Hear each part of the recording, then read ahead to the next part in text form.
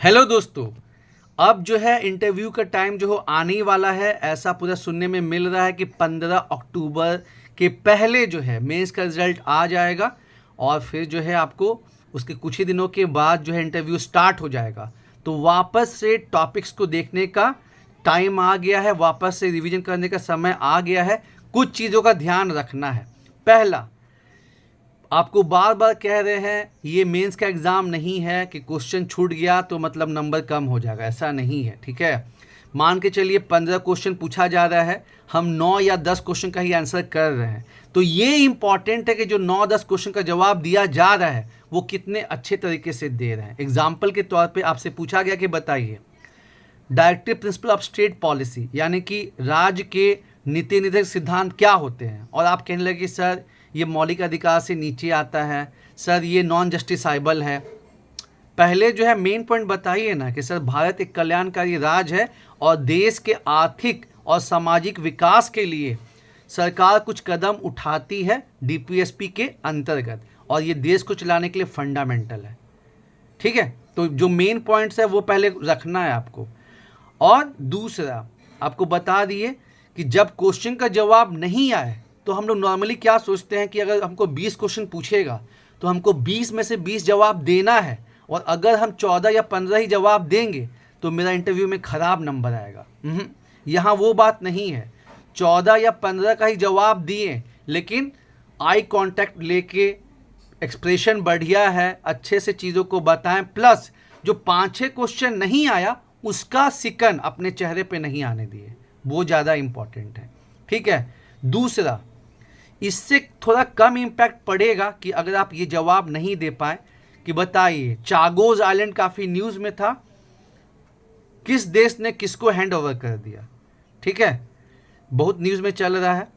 इससे ज़्यादा फर्क पड़ेगा कि अगर आप ये नहीं बता पाए कि आपके यहाँ का बीडीओ कौन है, आपके यहाँ के डीसी कौन है। ठीक है, आप जिस जिला में बिलोंग करते हैं उस जिला का 5 जो है प्रॉब्लम बताइए, 5 जो है प्लस पॉइंट बताइए। इससे ज़्यादा इम्पैक्ट पड़ेगा। या फिर जो अपना हॉबी है वो आप झूठ मूठ का बता रहे, जैसे आपको बता ही दिए कि अगर 4 सदस्य हैं और ऑन एवरेज सबका जो है तकरीबन 30 साल जॉब एक्सपीरियंस हो चुका है, तो उनके पास इकट्ठा जो है 120 साल का अनुभव है, उनको आप उल्लू नहीं बना सकते। और सबसे पहली बात जो बोर्ड मेंबर को मतलब कि मतलब होता है ना इम्प्रेस करता है, वो क्या है? ऑनेस्टी, ईमानदारी, कि जो बंदा है वो ईमानदार है कि नहीं, जो बंदा या बंदी है वो विश्वास करने लायक है कि नहीं, ट्रस्टवर्दी है कि नहीं। बाकी सब चीज़ सेकेंडरी है। सबसे फर्स्ट प्रायोरिटी कि आप पे भरोसा किया जा सकता है या नहीं किया जा सकता है। ठीक है, आप ईमानदारी से जवाब देते हैं या नहीं देते, ये सबसे जो है प्रायोरिटी वाला चीज़ है यारों। तो आपको कैसे ध्यान रखना है चीज़ों को कि पहले जो है अपना बायोडाटा, अपना जिला, उसका positive negative, Jharkhand, important schemes, Jharkhand की खास बातें जो भी है वो, इंडिया में क्या चल रहा है, सुप्रीम कोर्ट का क्या डिसीजन आया है, जैसे मैंने बताया ही था कि रिजर्वेशन विद इन रिजर्वेशन उस पर डिसीजन आया। उसके बाद इलेक्शन कमीशन के रिगार्डिंग में पहले कुछ डिसीजन आया था, वो आपको बताना है। वन नेशन वन इलेक्शन का बाद प्रेसिडेंट कोविंद मतलब एक्स प्रेसिडेंट कोविंद साहब की जो है रिपोर्ट, कोविंद साहब की जो रिपोर्ट है वो सबमिट हो चुकी है, जिसको जो है कैबिनेट ने अप्रूवल भी दिया है। तो पूछा जा सकता है कि बताइए वन नेशन वन इलेक्शन जो चीज़ के बारे में आप क्या जानते हैं, कितना हद तक ये सही है। ठीक है, उसके बाद जो है मोदी साहब कहाँ जा रहे हैं, नहीं जा रहे हैं, अंतर्राष्ट्रीय मुद्दा जो चल रहा है उसमें क्या क्या है, आपका इजराइल ईरान का जो युद्ध चल रहा है उसका वर्ल्ड पे क्या इम्पैक्ट है, इंडिया के लिए क्या इम्पैक्ट है, जो भारत की विदेश नीति उसमें क्या बदलाव आ रहा है। अभी जैसे हाल ही फिलहाल में एक इंडिया का बहुत अच्छा न्यूज़ आया है कि $700 बिलियन क्रॉस हुआ है, तो उसके बारे में क्वेश्चन पूछा जा सकता है। मतलब न्यूज़पेपर जो है ना जान बचाएगा, ध्यान देना है, क्योंकि कई बार ऐसा ही होता है कि वो लोग पूछते हैं कि बताइए लास्ट का 5 दिन का कुछ न्यूज़ बताइए। ठीक है, कई बार ऐसा होता है कि वो ग्रेजुएशन में घुस जाते हैं, जो लोग जॉब किए हैं उनका तो फिर अलग कहानी रहता है, उनसे वर्क एक्सपीरियंस पे ही जो है उनको अपने काम के बारे में अच्छे से नॉलेज होनी चाहिए और फेंकना नहीं है। ठीक है, जो जानते हैं वो ईमानदारी से बताना है, जो नहीं जानते हैं सॉरी सर, सॉरी मैडम, इसके बारे में अभी जानकारी नहीं है। ठीक है, ईमानदारी और ट्रस्टवर्दीनेस सबसे इम्पॉर्टेंट है पहले नंबर पे, ठीक है ना।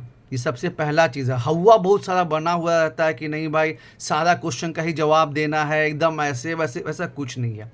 और एक और चीज़ बहुत इम्पॉर्टेंट है कि जैसे 7 to 10 JPSC में ऐसा हुआ था कि जब आप जवाब दे रहे हैं तो जो बोर्ड मेंबर हैं वो वहाँ से उठ गए, कहीं जाके किताब देख रहे हैं, या फिर जब आप जवाब दे रहे हैं तो वो आपसे नज़र आपको देख ही नहीं रहे, इधर उधर देख रहे हैं जानबूझ के कि आपको डिस्टर्ब करने के लिए।